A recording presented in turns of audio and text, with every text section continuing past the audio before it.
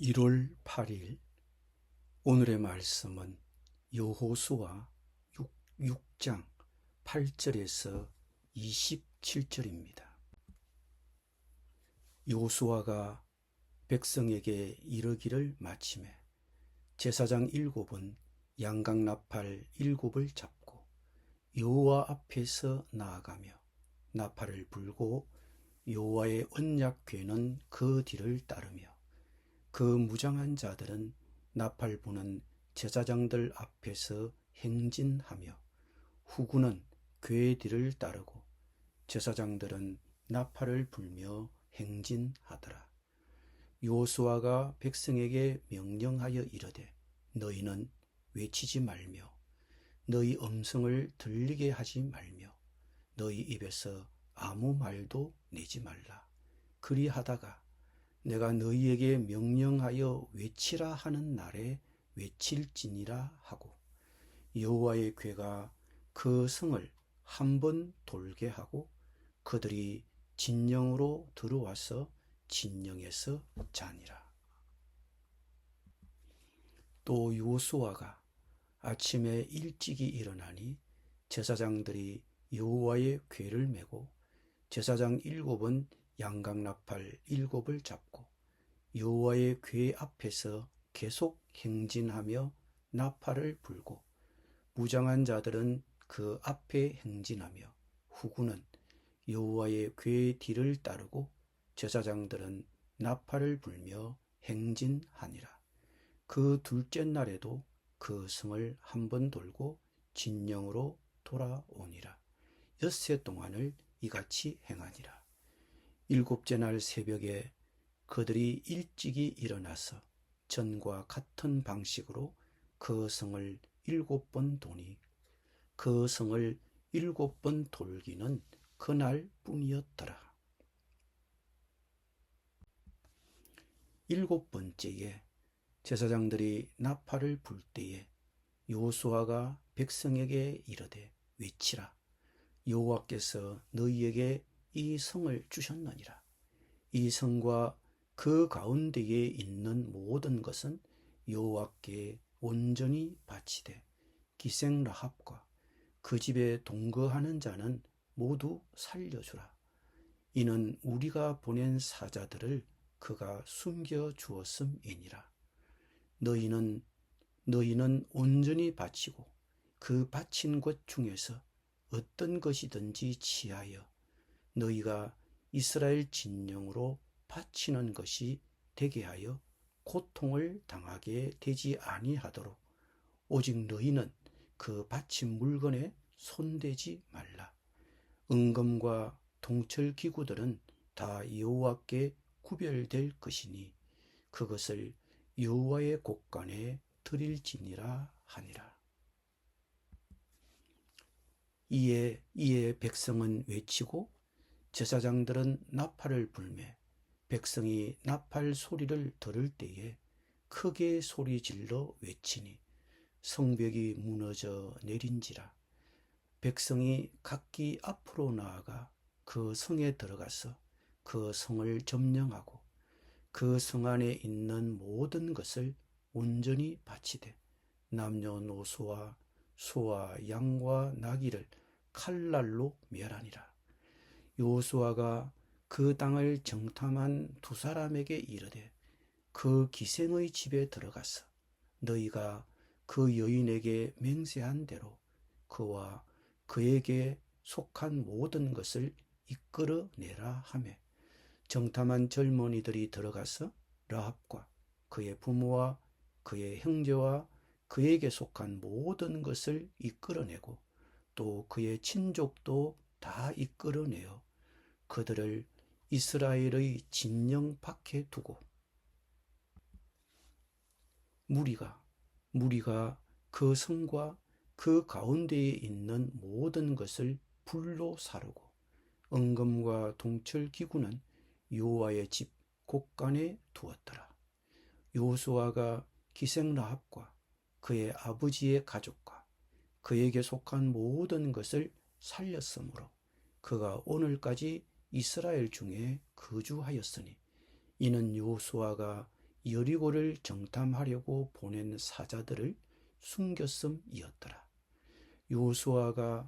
요수아가 그때에 맹세하게 하여 이르되 누구든지 일어나서 이 여리고성을 건축하는 자는 여호와 앞에서 저주를 받을 것이라. 그 기초를 쌓을 때에 그의 마다들을 잃을 것이요 그 문을 세울 때에 그의 막내 아들을 잃으리라 하였더라. 여호와께서 요수아와 함께 하시니 요수아의 소문이 그 온 땅에 퍼지니라. 아멘.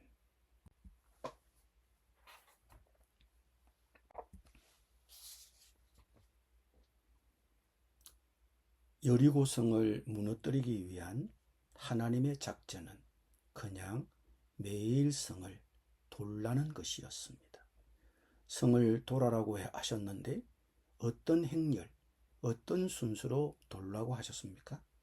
맨 앞에 무장한 선발대가 서고 그리고 7나팔을 든 7명의 제사장들이 앞장서고 그 뒤를 이어 하나님의 언약 궤를 맨 제사장들이 뒤를 따릅니다.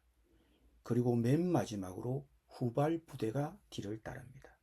이런 순서와 행렬로 걷도록 하셨습니다. 잘 보면 여리고성을 도는 행렬의 가운데 중간에 무엇이 있습니까? 행진하는 부대와 부대의 사이에 하나님의 언약궤가 있습니다. 즉 하나님의 언약궤를 중심에 두고 이스라엘 백성들은 여리고성을 도는 것입니다.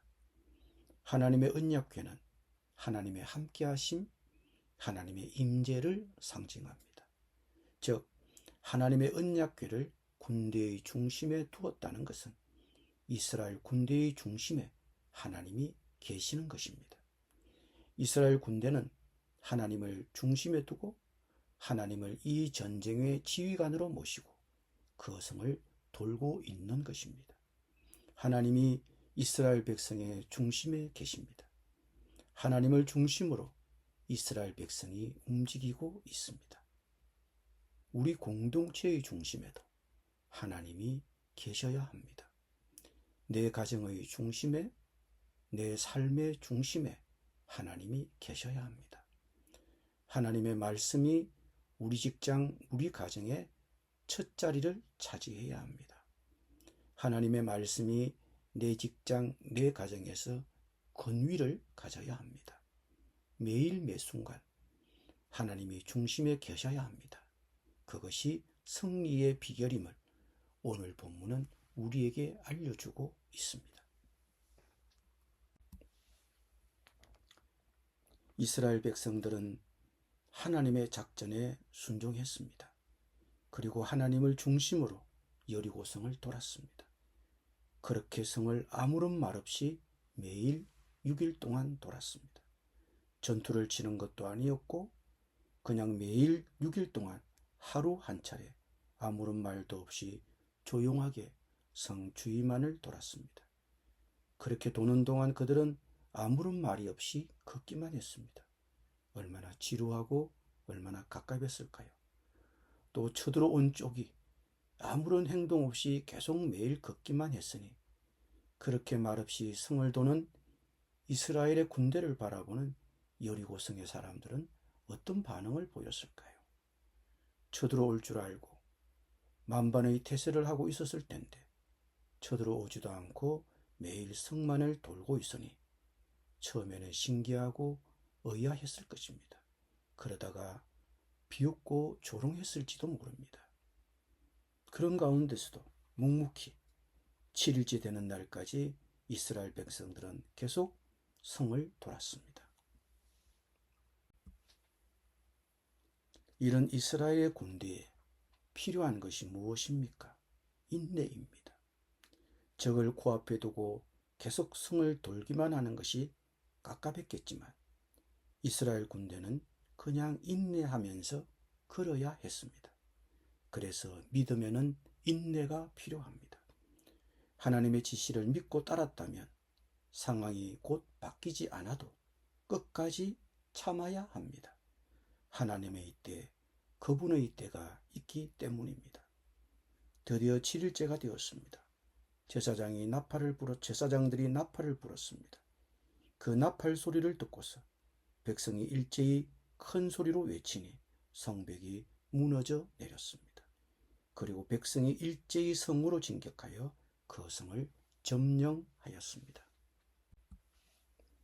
하나님은 오늘 말씀을 통해서 우리에게 다시 한 번 더 순종을 촉구하십니다.